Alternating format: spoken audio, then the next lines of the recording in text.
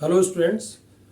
पिछले 2 टर्म पे हमने दोनों लेक्चर्स में हीट एंड मास ट्रांसफ़र के सेकंड यूनिट के 2 डेरिवेशन सीखे और दोनों डेरिवेशन फिन्स के ऊपर थे।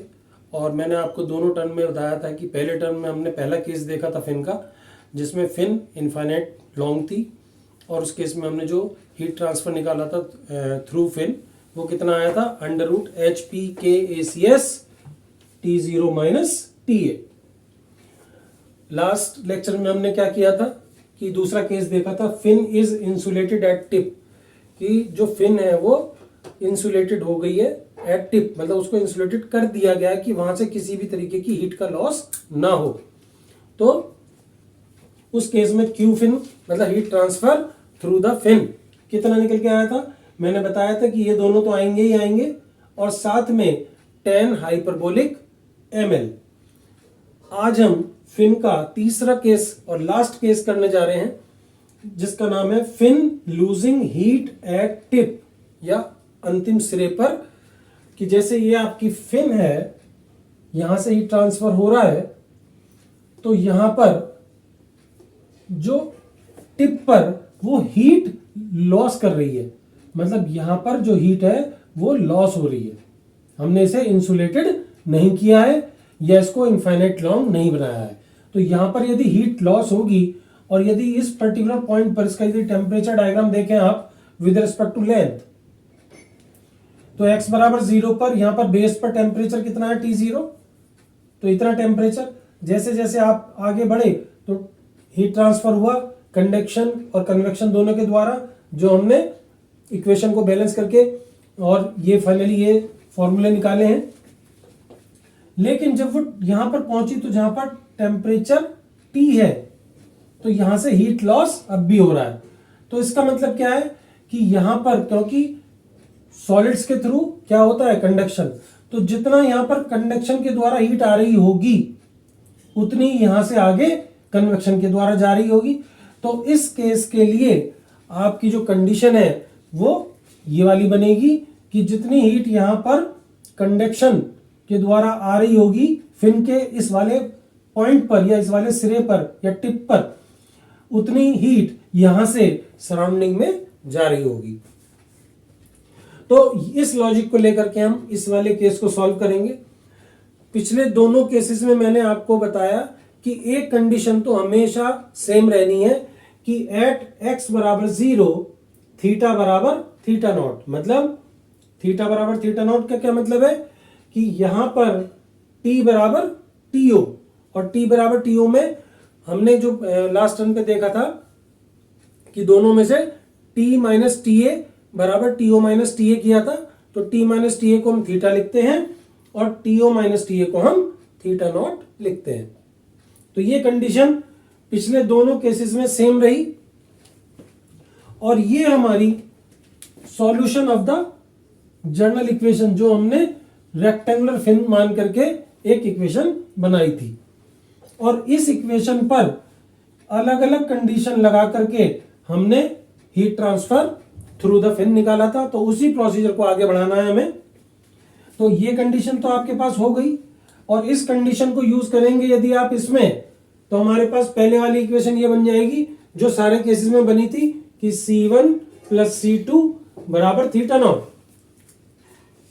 अब दूसरी कंडीशन क्या है जो मैंने अभी आपको समझाई कि एट x बराबर L, मतलब यहां पर, तो जो आपके पास यहां पर हीट आ रही है कंडक्शन के द्वारा और वही हीट सराउंडिंग में जा रही है कन्वेक्शन के द्वारा।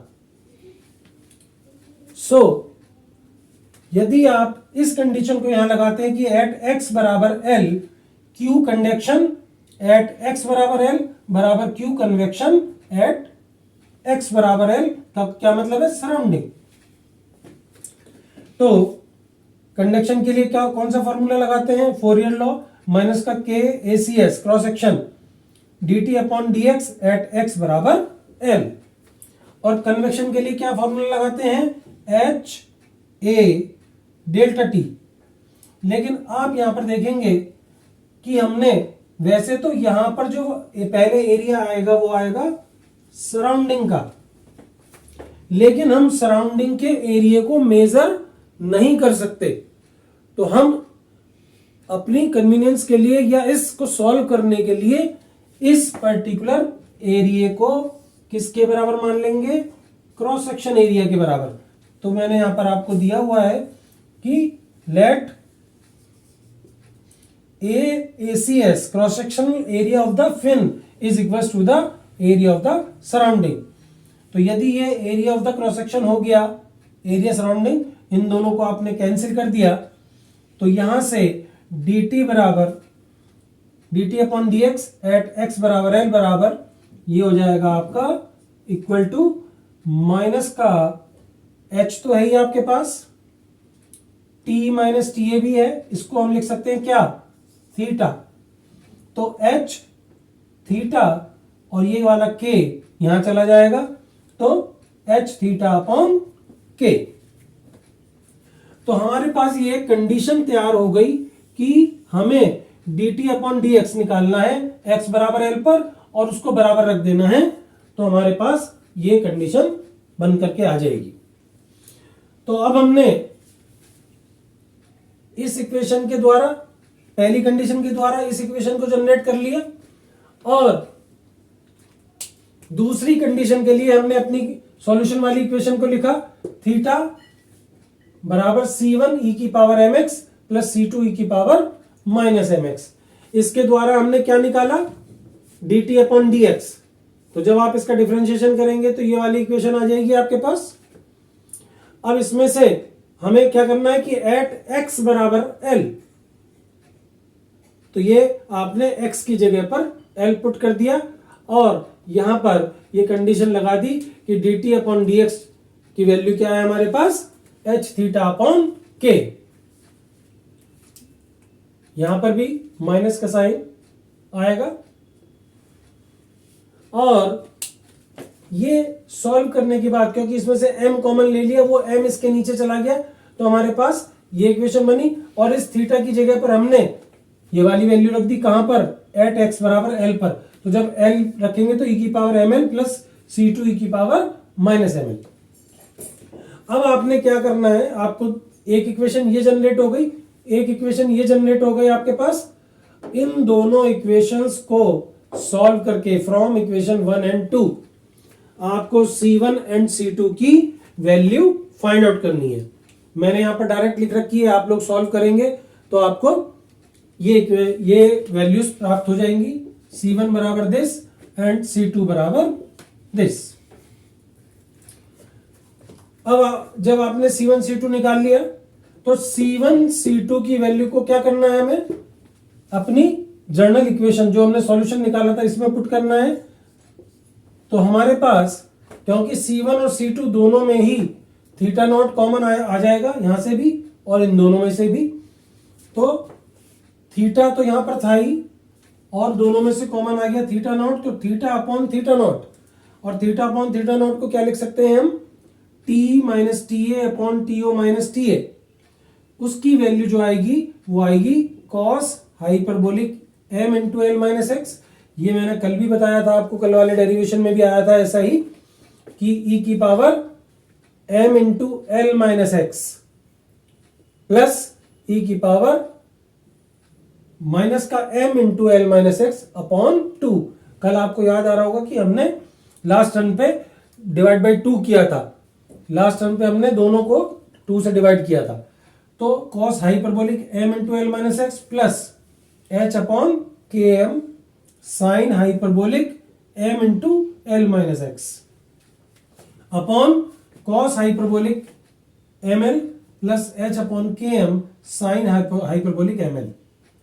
यदि आप दोनों में सिमेट्री देखोगे तो आपको कॉस है ऊपर, हाइपरबोलिक भी है, m into L minus x है, h अपॉन के एम ऊपर भी है, h अपॉन के एम नीचे भी है। नीचे केवल कॉस हाइपरबोलिक ml है और यहां पर sign hyperbolic m into L minus x है, तो यहां पर साइन हाइपरबोलिक ml है। तो इस प्रकार से आपने अपनी इस इक्वेशन को जनरेट कर लिया। अब इसके बाद हमें क्या करना होता है कि इस इक्वेशन से हम dt अपॉन dx की वैल्यू निकालते हैं कहां पर, x बराबर 0 पर, क्योंकि यहीं से तो हीट ट्रांसफर थ्रू फिन शुरू हुआ है। तो हमारे पास ये कंडीशन निकालनी होती है। तो जब आप इसका डिफरेंशिएशन करेंगे तो आपके पास ये वाली इक्वेशन जनरेट हो जाएगी। अब आपको फिन के थ्रू आपकी हीट ट्रांसफर कितनी हो रही है वो निकालना है। तो आपका फॉर्मूला तो आपको पता ही है, कौन सा फॉर्मूला होता है, यही फॉर्मूला होता है, बस इसमें क्या अंतर होता है कि एट x बराबर 0 और dt upon dx at x बराबर 0 आपने यहां से निकाल लिया। तो q फिन बराबर HPKACS TO माइनस TA।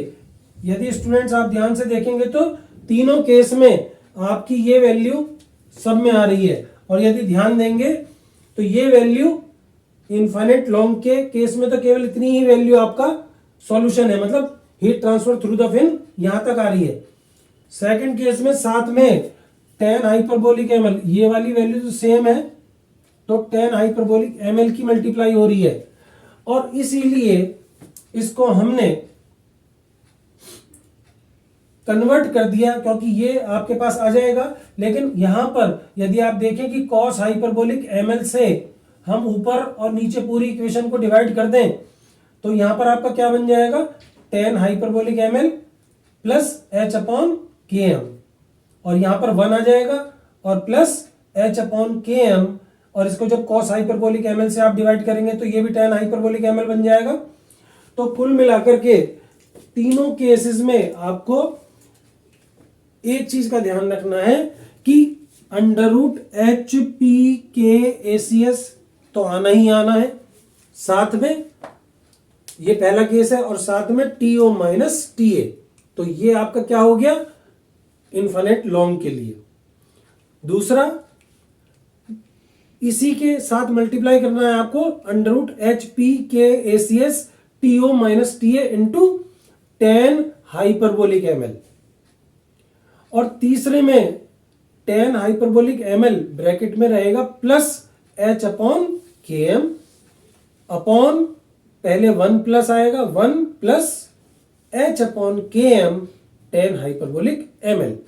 तो याद करने का तरीका, यदि आप किसी एक को याद कर लें तो बाकी के तीनों दोनों आपको यहीं से तैयार हो जाएंगे, और वो तरीका मैं आपको बता रहा हूं कि इसको कैसे याद रखना है।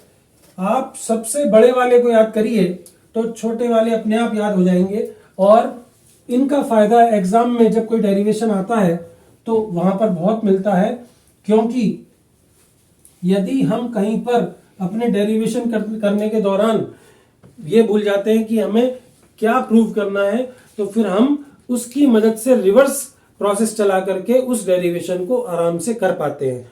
तो चलिए 2 मिनट में तीनों के तीनों जो केसेस हैं उनको लिख लेते हैं कि हीट ट्रांसफर थ्रू फिन। तो वैसे तो हमने तीसरा केस सबसे बाद में किया है, लेकिन यदि हम तीसरे केस को लिखें सबसे पहले कि fin losing heat at tip, तो इस केस में क्यू फिन आपकी कितनी थी, फिर से याद करिए, under root HPKACS TO minus TA, ये सब में रहेगा, और ब्रैकेट में क्या आएगा सबसे पहले, tan hyperbolic ml plus h upon km upon 1 plus, अब ये h अपॉन km यहां पर आ जाएगा, या आप ये भी याद कर सकते हैं कि इन दोनों की मल्टीप्लाई 1 प्लस दोनों की मल्टीप्लाई tan हाइपरबोलिक ml, यही आया था अभी आपका। अब यदि आपको पहला केस जो कि सबसे बड़ा फॉर्मूला बन रहा है हीट ट्रांसफर थ्रू फिन का वो याद रहा, तो दूसरा केस कौन सा था, fin is insulated at tip, जो फिन है उसको हमने इंसुलेट कर दिया उसके टिप पर, तो वहां से हीट लॉस हो ही नहीं रहा है, तो उस केस में अब आपको ध्यान रखना है कि इसमें से tan हाइपरबोलिक ml केवल इसके साथ आ जाएगा, बाकी ये सब नहीं आएगा। तो इसको हम ऐसे भी कर सकते हैं यूं कि इसको हमें छोड़ना है, तो under root HPKACS TO minus TA और साथ में tan हाइपरबोलिक ml। और यदि तीसरे केस की बात करें, जो कि पहला केस था हमारे लिए,